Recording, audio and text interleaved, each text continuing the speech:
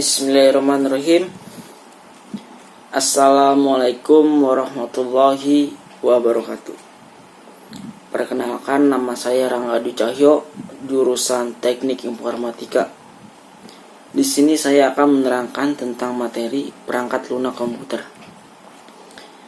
Pada kesempatan kali ini, kami akan menjelaskan kembali mengenai software atau perangkat lunak adalah istilah khusus untuk data yang diformat dan disimpan secara digital, termasuk program komputer, dokumentasi, dan berbagai informasi yang bisa dibaca dan ditulis oleh komputer. Dengan kata lain, bagi sistem komputer yang tidak terwujud, istilah ini menonjolkan perbedaan dengan perangkat keras komputer.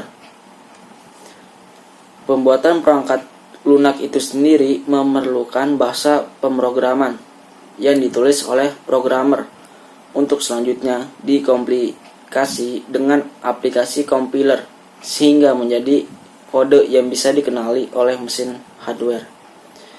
Seiring dengan perkembangan teknologi di bidang komputer saat ini, baik dalam perangkat keras atau yang biasa disebut dengan hardware dan perangkat lunak yang biasa disebut dengan software, hampir sebagian pekerjaan manusia kini diselesaikan dengan komputer. Komputer dapat dikatakan sebagian satu alat bantu manusia dalam menyelesaikan suatu pekerjaan. Pemakaian komputer seiring digunakan untuk hal-hal yang berkenan dengan pemrosesan data dan pengolahan kata. Salah satu alasan mengapa komputer cenderung digunakan sebagai alat bantu dalam menyelesaikan suatu pekerjaan, karena pekerjaan yang dilakukan menggunakan komputer memiliki kecepatan proses yang lebih dapat diandalkan. Kemajuan teknologi komputer membantu seluruh aspek kehidupan manusia. Dan di sini definisi pengertian perangkat lunak. Nama lain dari software disebut juga dengan perangkat lunak. Seperti nama lainnya, yaitu sifatnya pun berbeda dengan hardware atau perangkat keras. Jika perangkat keras adalah komponen yang nyata dapat dilihat dan disentuh oleh manusia, maka software atau perangkat lunak tidak dapat disentuh dan dilihat secara fisik. Software memang tidak tampak secara fisik dan tidak terwujud benda, tapi kita bisa mengoperasikan melalui software atau perangkat lunak. Inilah suatu komputer dapat menjalankan suatu perintah. Jenis-jenis perangkat lunak. Software secara garis besar dapat dibagi menjadi 3 bagian. Berikut pembahasan dan jenis-jenis software. Ada yang pertama, OS atau biasa yang disebut dengan operating system. OS adalah software yang pertama kali harus diinstal ke komputer. Sedangkan fungsi dari OS yaitu mengelola hardware dan software yang ada pada komputer. OS ini juga digunakan berfungsi sebagai perantara antara aplikasi dengan hardware. Jadi, ketika kita memberikan perintah dari sebuah aplikasi kepada hardware, perintah tersebut akan disampaikan ke OS terlebih dahulu. Kemudian oleh OS disampaikan ke hardware. Misalnya, kita memberikan perintah print dari aplikasi Microsoft Word. Perintah tersebut akan disampaikan ke OS dahulu, baru kemudian oleh OS disampaikan ke printer. Contohnya antara lain dari OS yaitu DOS, Windows, Macintosh, Linux, dan lain-lain. Setiap masing-masing OS mempunyai kelebihan dan kekurangan. Namun, saat ini OS Windows masih paling banyak digunakan oleh masyarakat karena kemudahan dalam mengoperasikan dan keperawatan. Dan yang kedua, aplikasi atau program. Software ini dibuat untuk tujuan tertentu. Maksud lain pencipta software ini adalah untuk mempermudah pekerjaan manusia. Sekarang ini sudah banyak sekali aplikasi yang membantu pekerjaan manusia. Dan di sini ada beberapa macam contoh aplikasi yang berdasarkan fungsinya. Yang pertama, pengolahan kata. Aplikasi ini digunakan untuk membuat dokumentasi seperti surat, amplop, label, makalah, dan sebagainya. Contoh aplikasi ini antara lain Microsoft Word, OpenOffice, Writer, dan lain-lain. Dan yang kedua, pengolahan angka. Aplikasi ini digunakan untuk mengolah angka dalam bentuk tabel dan grafik. Contohnya antara lain Microsoft Excel, OpenOffice, Calc, Lotus, dan lain-lain.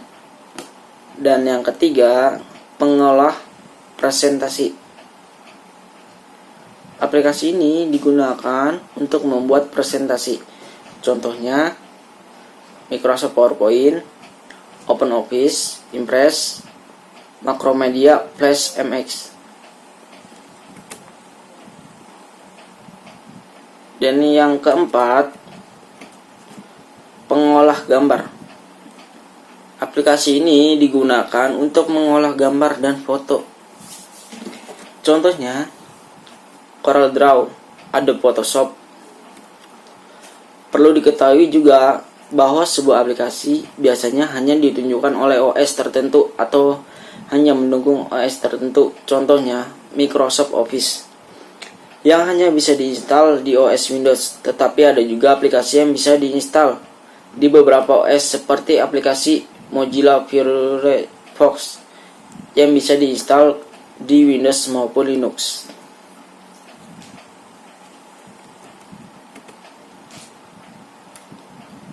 Bahasa pemrograman. Software ini digunakan untuk membuat aplikasi.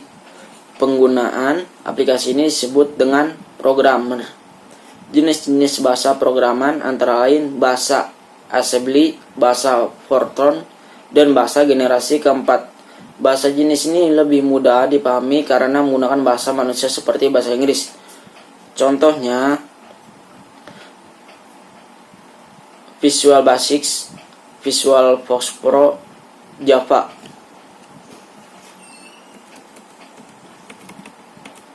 Dan di sini perangkat lunak berbayar dan bebas. Maksudnya itu, software atau perangkat lunak komputer berdasarkan distribusi dibedakan menjadi beberapa macam, yaitu software berbayar, software gratis, atau software free. Software berbayar merupakan perangkat lunak yang didistribusikan untuk tujuan komersil. Setiap pengguna yang ingin menggunakan atau mendapatkan software tersebut dengan cara membeli atau membayar pada pihak yang mendistribusikannya.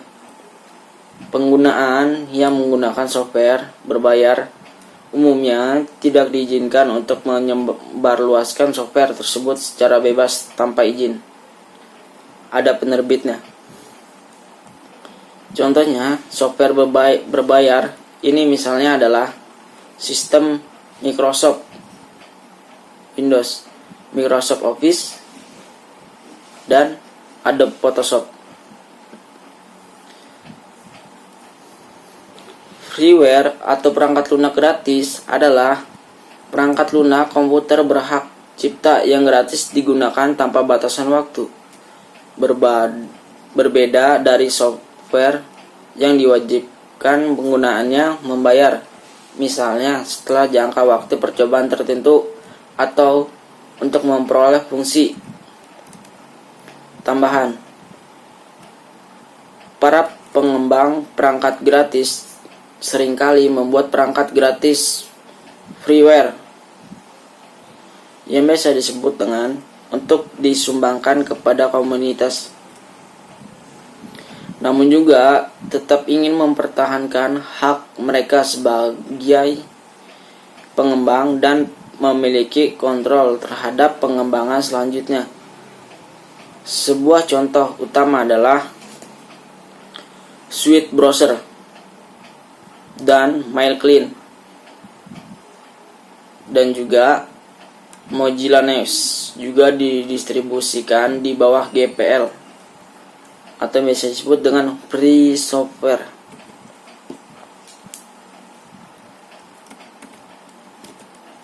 Jadi di sini Perangkat lunak memiliki beberapa fungsi. Yang pertama, memproses data perintah atau instruksi khusus agar penggunaan dapat mengoperasikan komputernya sesuai dengan hasil informasi yang diinginkan. Dan yang kedua, sarana interakasi yang menghubungkan penggunaan dengan perangkat kerasnya, mengidentifikasi suatu program yang ada di sebuah komputer. Yang ketiga, menyediakan fungsi dasar dari sebuah perangkat keras agar dapat dioperasikan seperti ketersediaan sistem komputer. Yang keempat, penerjemah suatu perintah software lainnya ke dalam bahasa mesin agar dapat dimengerti oleh komputer.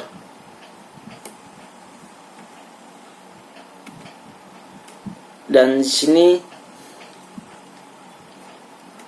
kesimpulannya yaitu software komputer adalah perangkat elektronik yang canggih dan akan terus berkembang sehingga para ilmuwan pun belum menetapkan kapan berakhirnya teknologi software komputer ini dan akan terus mengembangkannya karena menurut para ilmuwan komputer masih banyak kekurangannya. Dan yang terakhir, saran saya, tidak bisa diingkari bahwa dewasa ini perkembangan teknologi software komputer semakin pesat. Oleh karena itu, mudah-mudahan dengan semakin berkembangnya teknologi software komputer bisa membawa kemajuan iptek bagi bangsa ini, khususnya bagi bahasa Indonesia. Sekian dari saya, kurang lebihnya mohon maaf. Jika ada kesalahan, tolong dimaafkan. Wassalamualaikum warahmatullahi wabarakatuh.